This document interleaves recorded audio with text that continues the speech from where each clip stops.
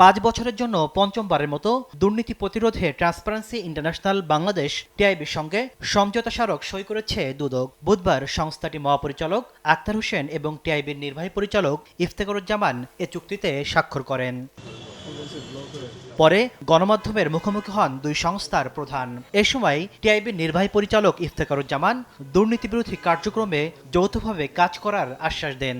জানান, দুদক সংস্কার প্রস্তাব নিয়ে কমিশনের বৈঠকে রাজনৈতিক দলগুলো প্রায় একমত হলেও বাস্তবায়ন নির্ভর করছে রাজনৈতিক ও আমলাতান্ত্রিক সদিচ্ছার উপর। দুদক সংস্কার কমিশনের যে সুপারিশগুলো আছে তার মধ্যে দু একটি ছাড়া বাকি সবগুলো সকল রাজনৈতিক দল ঐক্যমত্য পোষণ করেছে। তবে সেটি কী প্রক্রিয়া হবে সেটা নিয়ে আবার কোনো রাজনৈতিক দল, বিশেষ করে বড় দলগুলো যাদের মধ্যে অনেকেই নিজেদেরকে ক্ষমতায় যাবেন বলে ভাবছেন বা ক্ষমতায় চলে গেছেন এরকম মনোভাবাপন্ন, তারা কিছু ক্ষেত্রে নোট অফ ডিসেন্ট দিয়েছেন।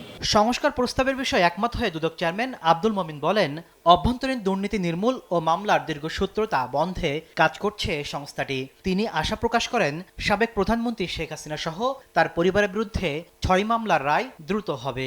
আমরা আশা করছি সাক্ষ্য গ্রহণ শেষে অক্টোবর শেষ দিকে কিংবা নভেম্বরের প্রথম দিকে আদালত যেটাই বিবেচনাযোগ্য মনে করেন সেরকম রায় এসে যাবে বলে আমাদের প্রত্যাশা। হাইকোর্টের আদেশে আটকে যাওয়া গুলশানে টিউলিপ সিদ্দিকীর ফ্ল্যাট জালিয়াতির মামলা সচল করতে উদ্যোগ নেওয়ার কথাও জানান দুদক চেয়ারম্যান।